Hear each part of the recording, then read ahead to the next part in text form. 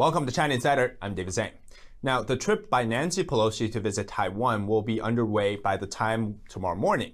But for now, the plane has landed in Taipei, and she's well on her way into her rest before she gets to meet the Taiwanese president, 차이잉원. This trip has been very controversial for various reasons, and rightly so, as many have pointed out. Was this trip even worth it, and should she have gone? Now, normally, a trip like this doesn't actually violate any of its U.S. policy against Taiwan, and therefore a trip by any Congress members would actually warrant quite not that much of a story, to be fair. But because she is the House Speaker, and she is going in an official capacity with her delegation, this trip has been upplayed by various factors. First of all, the Chinese Communist Party has made various threats, escalating in each time, and they've actually been quite credible threats, and which caused the White House to worry. But before we get to that, we kind of have to criticize the White House, because the reason this trip has been blown out of proportion, it is precisely because of a mixed messaging from the White House. Before this trip even went underway, the trip itself was leaked to the public via the press by a member of the White House who didn't want her to go on this trip. And the trip then was interpreted by the White House as the message that if she goes, it could be provocative to start a war with China.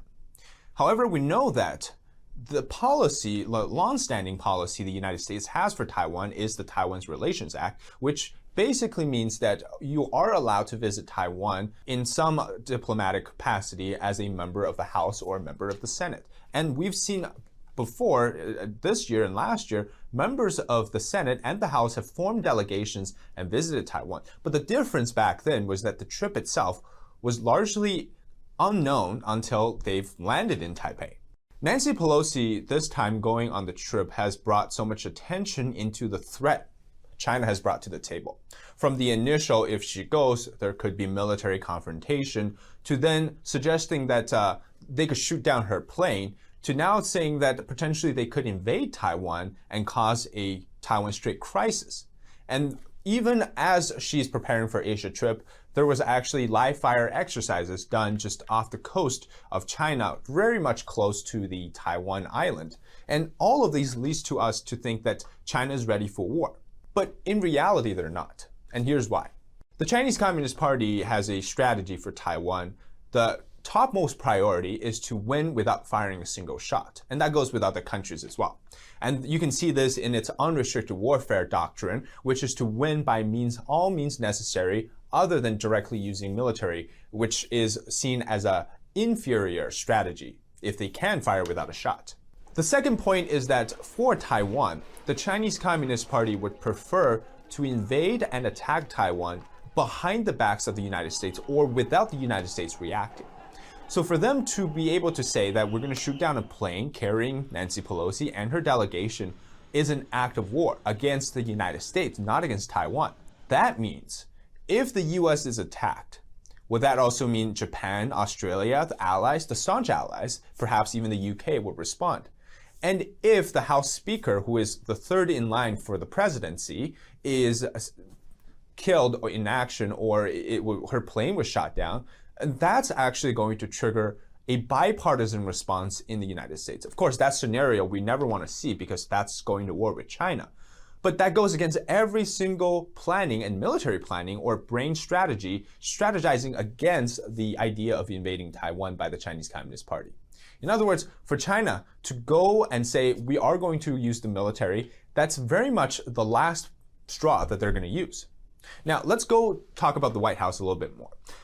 They've been adapting to this concept called strategic ambiguity when it comes to diplomacy, when it comes to military, when it comes to anything that has to do with foreign policy and national security. Strategic ambiguity is the concept that we don't really tell you exactly what we want, and our actions will only reflect those that we prefer is kept to ourselves until the moment is right. So this is kind of the situation with the strategic ambiguity aspect, is that you never know what's going to happen. Now, from a dictator or an authoritarian leader's perspective, when you're left to guess the risk, you usually try to make something that's either a miscalculation or a good calculation. And so half of the time, you're actually trying to risk ruining your whole regime just based on the fact that you're going to invade. So for Saddam Hussein, he later found out that the US was going to intervene in the Gulf War. And then we've seen this during the Korean War as well, where the US policy toward South Korea and North Korea were that of ambiguity. And that caused North Koreans to say that, well, we can take a risk and we can take a gamble and we'll go invade South Korea and see what happens. And then the United States went to war. Now, when it comes to China, this is actually, I think Taiwan is the most representative of strategic ambiguity. The Taiwan Relations Act, the 3 communique, and the 6 assurance are these so-called guiding principles that guide the Taiwan and US relationship, and in turn they guide the US-China relationship on Taiwan. When it comes to those 3 doctrines or the policies, it says that the US will defend Taiwan, but they won't officially recognize the island as a self-governing democracy or a country. And in doing so, they make it quite unclear as to what they will do if China attacks. In the past, we've seen that there's been at least 3 Taiwan Strait crises, and each time the US did come in and say that they will use military force to ensure the peace and safety across the Taiwan Strait. But every single time, it has been the guessing game that the US and China has to play on each other. So this time when the White House says, well, we don't think it's a good idea that Pelosi should go, and then the Pentagon says, well, if there's anything, we'll try to formulate a plan for the trip, it sends a mixed signal to the Chinese Communist Party. So what do they do in return? They send a message of threat. They say, well, if you come, we're going to do something, we're going to shoot down the plane, right? Of course, now Pelosi actually went, and they didn't cave into the threat of China, which is good. Had they done so and caved in and said, by the way, we're not going to visit Taiwan, we're going to skip the trip, what would that do to what potentially could have been a bluffing move by the Chinese Communist Party to test the willingness of the administration? Actually saw that, well, Biden said they're going to cave in, they're going to cave into the threat, they're not going to go. That's a huge disappointment and the discredibility to what the United States stands for. Now, let's talk about the escalation of threat. China says, well, we're going to shoot your plane down. The US says, well, we'll make contingency plans. We're going to send our carriers. We're going to send our jets. We're going to send everything so that we can protect the speaker. Great. Now China has nowhere to go but to go escalate this threat to another level. They will do live fire exercise across from Taiwan. And then this in turn actually dramatically increases the chance of the 2 sides actually going into a military conflict because you didn't make it clear from the get-go what your intentions are and what you're intending to do. So that's the downside of strategic ambiguity, is that until you get to the point, let's look at Ukraine, for example.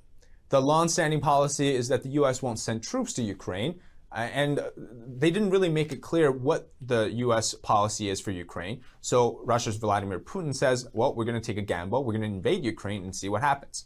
Right? After 72 hours, the invasion hasn't succeeded yet. The blitzkrieg failed. And so the United States decided that now it's time to help Ukraine. So strategic ambiguity brings a lot of unwarranted negative consequences to its actions. And this we can see from its showing across Taiwan, Ukraine, and various times during history. Strategic clarity, on the other hand, says exactly what it wants to do, which is if you're going to do something, we're going to respond this way.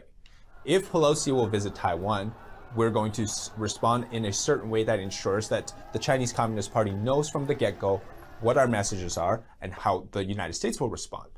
I say that the Chinese aren't going to invade Taiwan or they're not going to shoot down the plane. What are they going to do? Well, they're likely going to punish Taiwan for becoming the recipient of the speaker. And that's the important part here, which is that the Taiwanese are going to end up bearing some of the cost of an American action. So, for example, they have banned more than 100 firms from imports into China, and this is going to, again, place Taiwan, like last year, into an economic battle with China's coercive activity, which is using money, using trade relations to pressure diplomatic responses from another country.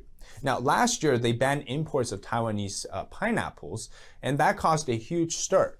And this time, they're going to ban more imports using their classic economic warfare to deter the Taiwanese, which I believe at this point isn't as effective as they hope. Now, the trip itself, let's kind of talk about how symbolic it really is. Had the trip gone unnoticed or reported afterwards, I think it would have not caused so much dominance in the news cycle today, but rather it would have just been another trip, right? Now, it is now symbolic because her trip going to Taiwan is representative of the U.S. policy toward Taiwan, or how friendly the United States is toward Taiwan to maintain peace and stability across the Taiwan Strait. Another point is, had there been any sort of military confrontation, the Chinese Communist Party would have actually done something against Taiwan rather than against the United States. So things like flying military planes across the air defense identification zone, or crossing the median line, which is divide between the Taiwan and Chinese airspace. And those actions, once again, are towards Taiwan and not really towards the United States, because China is not willing to go to war with the United States right now. So what exactly are the reasons that they won't go to war? For one, the Chinese Communist Party has to be fully prepared before they're willing to risk a global warfare that could cause World War III. And second, Xi Jinping himself needs to have enough legitimate support within the party to actually say that this invasion or this military conflict with the United States is worth it. The speaker going to Taiwan also doesn't really change the fact that there will be any changes in policies themselves, as we know that the Taiwan Relations Act already has been managing and essentially controlling the way that the U.S. Congress and its White House, the legislative and the executive branch, how they've been approaching the Taiwan issue for almost 40 years. So it's not like something that can just change overnight with her visit. So in the end, I think what really blew this whole thing out of proportion, it was actually on the Chinese Communist Party's ever-escalating threat level to the American people, the politicians from the United States, as well as the entire country, because all they've been doing this whole time is making the problem seem more concerning and serious than they actually are, just in hope that the US would cave in and not go. Now, they didn't achieve the result intended because now Pelosi is in Taiwan. So the next step is to see how they will end up retaliating and punishing Taiwan for accepting the trip. And this seems to be the problem here. Will the United States support Taiwan to continue to give its resources and everything to support Taiwan to overcome this turbulent period to follow their trip? Because I think the worst thing to do is to make the trip just as a symbolic trip that say, we support you guys, this is what we're gonna do for you guys, but not really show any actionable assistance to the country, knowing that they will be facing certain retaliations and certain punishments from the Chinese Communist Party. Whether that's military, financial, or even cyber, as we know, they seems to have been all over the place trying to deter Taiwan from accepting the trip.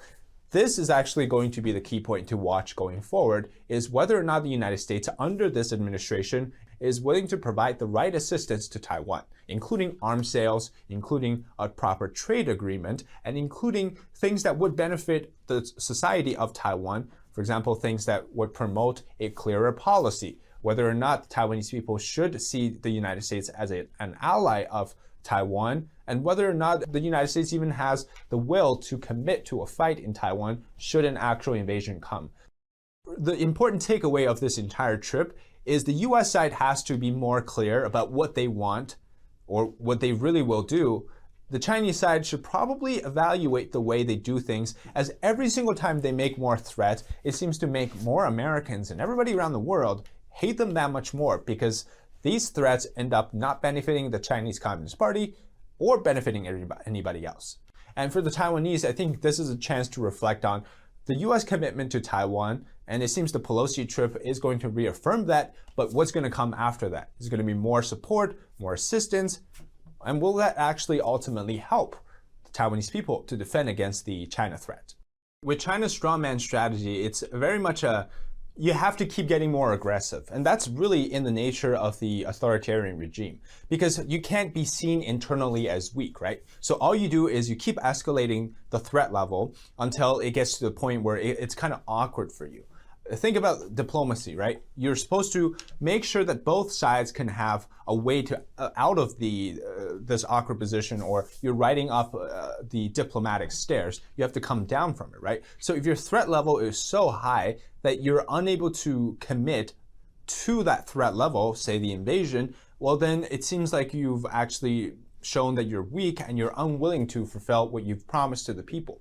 So for the Chinese Communist Party, that's why propaganda has been so wild for this particular trip. It's because they're really trying to show off that they're strong, and they're using their so-called warrior diplomacy to coerce the US into caving in. So the only way for the United States to respond is not to cave in, but to rather say, well, we're actually going to follow our own policy, and the United States has no reason to listen to the Chinese Communist Party when it comes to its own affairs, and that the Chinese Communist Party cannot meddle in the United States' own internal affairs when it comes to relations with another country or with Taiwan. And so when we see that Pelosi meets President Tsai tomorrow, it's going to reaffirm this idea that the United States has its own sovereign, seems rather strange to have to emphasize, but it has its own sovereign understandings of the relationship between the United States and Taiwan. As well, the symbolic position of the Speaker of the House, as we know, 25 years ago, then Speaker Newt Gingrich actually also did the visit in Taiwan. But he only stayed for a few hours to meet with Lee Teng-hui, then President of Taiwan. But this time, Nancy Pelosi will actually stay overnight, commit a meeting in the morning, and then tour around until she leaves for Japan afterwards. So this really is the chance for us to see how willing is China to punish the United States or to punish Taiwan directly. And we know that so far, they've all really been doing is talking. And thank you so much for watching tonight. This is China Insider. I'm David Zhang. See you next time.